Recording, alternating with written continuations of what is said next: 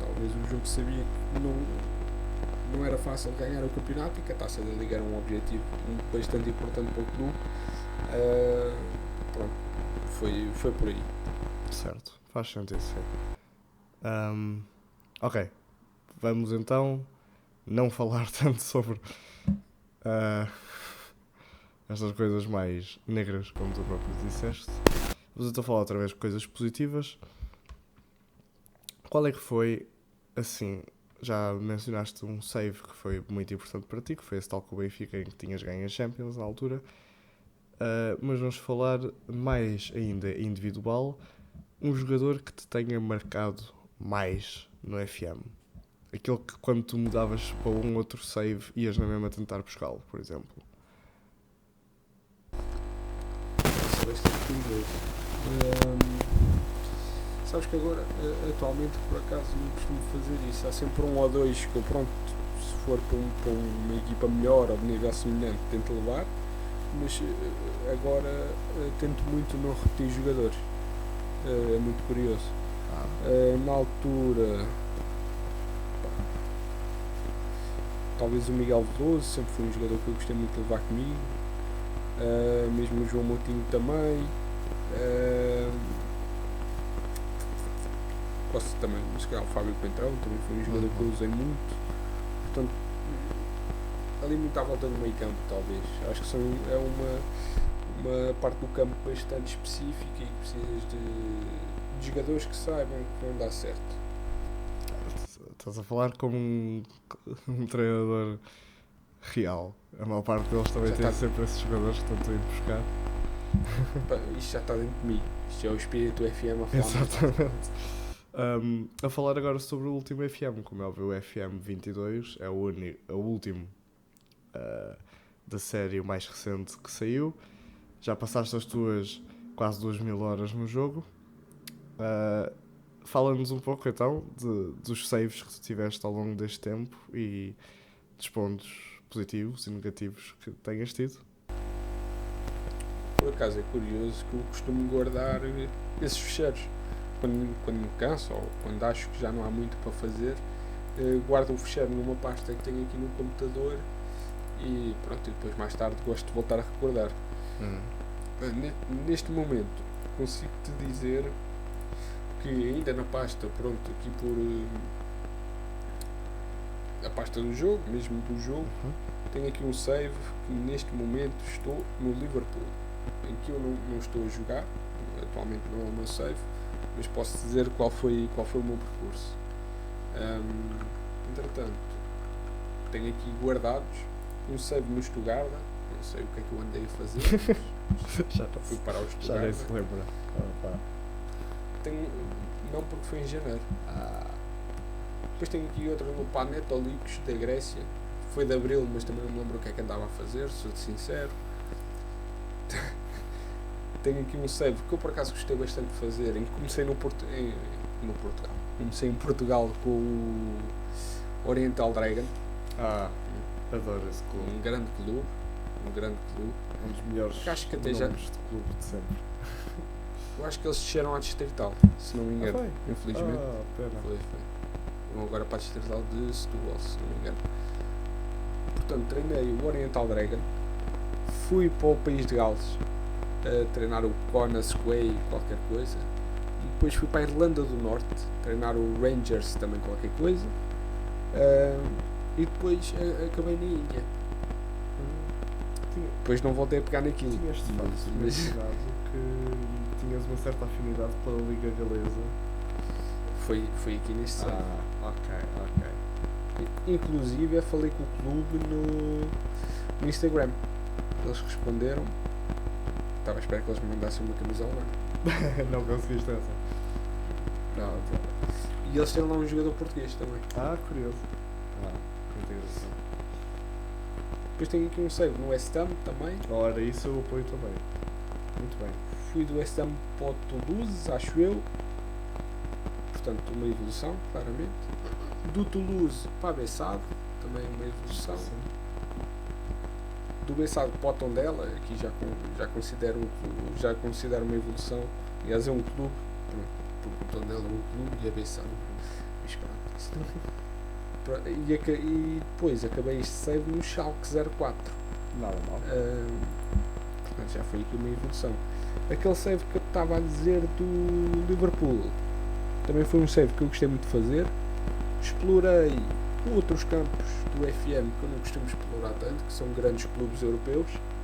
Não são saves que normalmente me puxam muito, mas basicamente comecei no Sporting, e aqui consigo dizer o que é que eu ganhei, porque ainda tenho aqui na pasta do jogo. Ganhei uma Liga de Portugal, ganhei o treinador do ano, também conta, não é?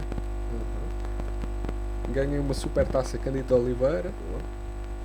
E depois saí do Sporting, acho que estava a meio da segunda época, algo assim do género. Fui para a Lazio, em Itália. Na Lazio não correu como eu estava à espera, acho que saí antes de acabar o campeonato, fui despedido, se não me engano, acho que foi isso, mas estava em oitavo, a Lazio não estava muito bem. Fui para o Feyenoord, onde, como eles não tinham staff, eu sem querer acabei por ganhar uma Liga Sub-19 da Holanda. E tive 2 épocas e qualquer coisa no Feyenoord. Fui para o Braga, surpreendentemente, não é? Sair de uma equipa não costuma lutar. Ganho alguns títulos na Holanda, mas não é assim uma favorita normalmente a ganhar títulos. Fui para o Braga, que tinha acabado em segundo e portanto iam à Champions, e eu achei que poderia ser uma boa vertente a pegar nesse Braga, em que poderia ter algum dinheiro, tinha um plantel forte e estava disponível. E o que é que acontece? Eu só fiz 4 meses no Braga. Foi muito bem. Não, o problema é que estava a correr bem, eu estava a lutar pelo título. Mas o que é que acontece? Há um certo clube português com quem eu por acaso nem simpatizo nada e que nem tinha treinado já neste save, que fica disponível e despede o treinador. Pronto, e eu fui para o Sport. Claro. Outra vez. O treinador tinha sido despedido, eles estavam para aí em 13º ou em 14º, e eu pego no Sporting e acabo em 5º. Portanto, não é mau, não é? Eles estavam perto de descer de divisão. O que é que acontece? Inicio uma nova época no Sporting, portanto ia para a segunda época naquele contrato, digamos assim. E o que é que me propõe? Uma oferta de trabalho, que por acaso também estavam em 12º ou em 13º, o Sevilha, em Espanha. E eu, olha, engraçado, eu não fui para a Espanha, posso ir. Fui para a Espanha, acabei em terceiro com o Sevilha. Acho que pronto, é razoável para aquilo que estamos habituados do Sevilha. O Sevilha, por acaso, olha, nesta época em que eu estou, acabou em 7º, portanto eu acabei em terceiro, está ótimo. Fiz só uma época no Sevilha, vou-te ser sincero, estava com medo que aquilo corresse mal. Por acaso investi forte no plantel para a próxima época, mas acabei por sair porque a Juventus propôs-me também um contrato. A Juventus, que estava sem ganhar títulos já há 3 anos, não ganhava um título em Itália, e eu, olha, pode ser engraçado, e até posso ganhar uma Champions aqui. Exato. Apesar da Juventus estava na Champions, e eu por 2 anos seguidos vou às meias finais da Champions com a Juventus. Consegui ganhar tudo em Itália, ganhei a Supertaça, ganhei a Taça de Itália e ganhei 2 vezes a Liga. E eu, bem, 2 vezes nas meias finais da Champions, já ganhei tudo em Itália e já não tenho mais nada para fazer aqui. Fui para o Liverpool que tinha acabado,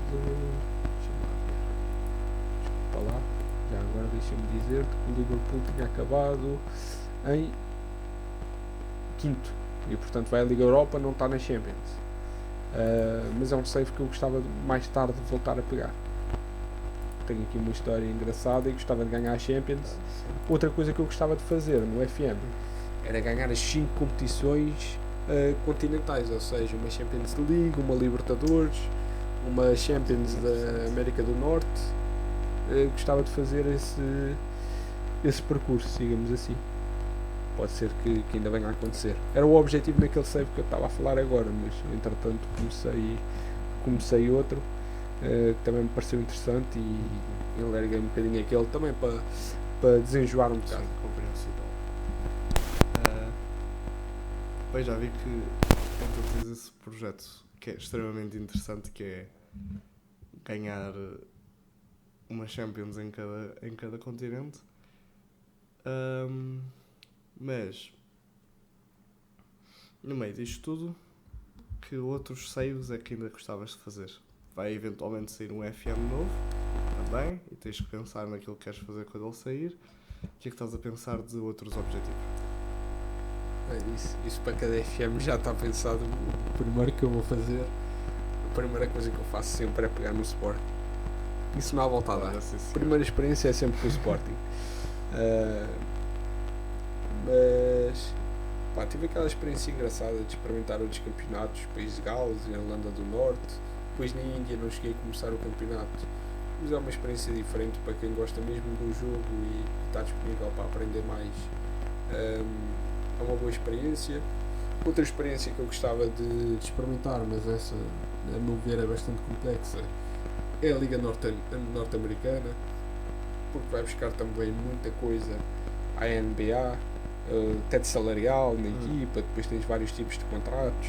Há contratos que contam para o teto salarial, há contratos que não.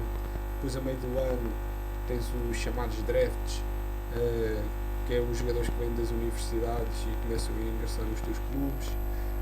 Depois jogadores que não têm contrato também entram em certos drafts. E então a Liga Norte-Americana é bastante complexa por causa disso. Mas gostava de um dia sentir-me à vontade em treinar na Liga Norte-Americana. Interessante. Ok. Apoio. Compreendo. Uma coisa que eu também gosto bastante de fazer, principalmente em Portugal, é treinar a seleção e teres o poder de fazer as convocatórias. Os clubes, pronto, fazem as contratações, se tu quiseres ir por aí, também tens um certo poder de fazer convocatórias, digamos assim, e só joga quem tu queres. Mas a seleção acho que é um feeling diferente, porque tu escolhes mesmo quem é que vai jogar. Só podes escolher aqueles 23 para cada altura em que jogas com a seleção, e acho que isso também é bastante interessante. Interessante. E estavas agora a mencionar seleções, e acho que é uma boa altura para fazer uma ponte para falar da seleção portuguesa. Fora do FM, voltar um pouco à vida real, temos um Mundial à porta, não bem à porta, devíamos estar agora a terminar um Mundial, mas como é no Qatar, começa só em novembro. Quais são as tuas expectativas para Portugal, sabendo que já sabemos qual é que é o grupo em que calha, já está juntamente com o Uruguai, a Coreia do Sul, treinado por Paulo Bento, e o Ghana. Quais são as tuas expectativas aí? Acho que pode ser um bom Mundial. Ao contrário da generalidade das pessoas, pá, eu, independentemente de quem lá esteja, seja o Fernando Santos, o Paulo Bento, sou sincero, o único que eu não gostei de ver a seleção até foi o Carlos Queiroz. Eu vou apoiar, está lá, é o nosso país, temos que apoiar. Nenhum de nós, com certeza, iria fazer melhor do que quem lá está, por isso é que eles lá estão e a gente não. É verdade. Eu acho que o importante é apoiar Portugal. Tenho boas expectativas, acho que legit, acho que somos uma das melhores seleções do mundo, sem problema nenhum. Acho que a única seleção que talvez pode estar acima de nós, ou ao mesmo nível, a seleção da Espanha, da Alemanha, de resto não há assim nenhuma seleção que me assuste. A França, acho que é uma excelente seleção, tem bons jogadores, mas não tem aquele espírito de grupo como tem Portugal, Espanha, Alemanha. O Brasil a mesma coisa, tem excelentes jogadores, mas acho que não sinto assim um poder como seleção, como nação. Sim, é verdade. Acho que há muito poucas seleções grandes neste Mundial. Acho que está de volta alguma espécie de equilíbrio, talvez. Ainda assim, eu pessoalmente não tenho grande confiança nesta seleção. Acho que saímos do grupo e não vamos ter muitas dificuldades em si do grupo, mas não nos estou a ver sequer a chegar, por exemplo, a umas meias finais. Posso estar errado? Gostava de estar errado. Pode surpreender. Até por uma coisa bastante positiva que é o calor. Nós até estamos habituados a algum calor. Depois tem seleções, Inglaterra, por exemplo, pode jogar contra eles, o fator do clima não é desculpa, atenção, não é desculpa para nenhuma seleção. Os jogadores são testados para isso mesmo, para aguentarem vários obstáculos, digamos assim, mas tu estando 365 dias num país, tu vais te habituar muito àquilo que é a tua vida. Portanto, olhando para as seleções fortes e que lidam com calor, acho que as únicas que nos poderiam fazer frente nesse aspecto seria a Espanha, porque estão ligeiramente próximos de nós, e, apesar do nosso clima ser um bocado diferente, e o Brasil, porque pronto, lá é verão 365 dias por ano. Pronto, depois tens as seleções africanas, outras seleções sul-americanas, mas são seleções que podem surpreender, obviamente, há sempre surpresas, mas acho que Portugal até pode estar numa pole position para fazer um brilharete. Não digo que a gente ganhe. Não, também não, mas se ganharmos excelentes, obviamente, não é? Quero que Portugal ganhe todos os jogos. Ninguém se vai queixar, sim. Exatamente. Agora, se eu acredito que somos campeões de caras, não somos. Vamos ter muitos adversários complicados, até mesmo seleções mais fracas podem ser adversários complicados, mas somos candidatos, não somos favoritos. Bem dito. Sim, gostava de facto ver-nos numa posição boa. Só acho que a gente não pratica bom futebol e não praticamos futebol eficiente. Temos sempre muitas dificuldades com outros clubes que nos igualem ou que às vezes nós olhamos para o plantel e achamos que são não tão bons ou não da mesma classe que Portugal, e nós ainda assim temos muitas dificuldades. Portanto, gostava de ter o teu otimismo, mas não partilho do mesmo. Vamos ver quem está certo. Quem tiver dificuldades, pelo menos na fase de grupos, vai ser de certeza o Uruguai. Sim, sem dúvida. Não sei por acaso qual é o clima no Uruguai, mas o Uruguai tem feito uma boa seleção no decorrer dos tempos. Tem jogadores bastante jovens, com bastante garra. Não me assusta tanto um Cavani, mas por exemplo, se me disseres um Darwin. Um Darwin me assusta. Já me assusta um bocadinho. Depois tens outros jogadores como o Valverde, que joga no Real Madrid, o próprio Coates, é um jogador bastante competente. Depois tens jogadores que estão a surgir, como o Ugarte, o Matias Vinha, foi agora para a Roma, a primeira experiência europeia, mas tem 24 anos. Tem aqui jogadores bastante novos, com bastante para dar, e pode assustar, isso pode. Até porque nós, se não me engano, foi na Taça das Confederações, perdemos com o Uruguai. Ou foi no Mundial de 2018, foi no Mundial, não é? Final foi quem nos mandou para casa, perdemos 2-1. Exatamente. Na altura, aquela dupla Soares-Cavani, que pronto, era extremamente difícil de controlar, e os únicos que de facto os derrotaram foi a equipa que eventualmente ganhou o Mundial, que foi exatamente a França. Depois foi 2-0, verdade, sim senhor. Neste jogo, acho que fugindo aqui um bocado, já que estamos a falar do Uruguai e que os vamos voltar a defrontar, acho que ali o nosso calcanhar daqueles foi ali aquele Ricardo Pereira, que acho que não estava muito virado para aí. Acho que ele tinha tido uma lesão complicada, tem tido lesões complicadas ao longo da carreira e acho que não estava no seu auge. Depois não tínhamos assim um central à altura, o Ruben Dias estava-se a mostrar, mas ainda não era opção. Depois as outras opções eram o Zé Fonte e o Bruno Alves. São excelentes jogadores, atenção, mas temos que ter atenção que tínhamos jogadores bastante rápidos pela frente.